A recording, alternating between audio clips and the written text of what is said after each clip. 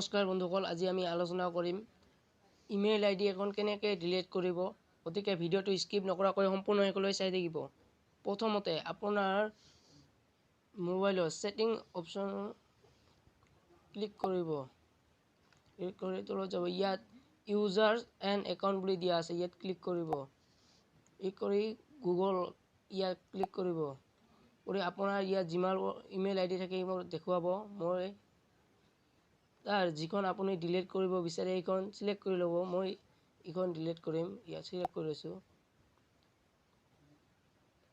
আৰু ইয়াত ক্লিক কৰিব কৰি ৰিমুভ একাউণ্ট ক্লিক কৰিব। এই ৰিমুভ একাউণ্ট এইখন ৰিমুভ হৈ গৈছে, ৰিমুভ হৈ গৈছে। এনেকৈ আমি ইমেইল আইডিবোৰ ডিলিট কৰিব পাৰি।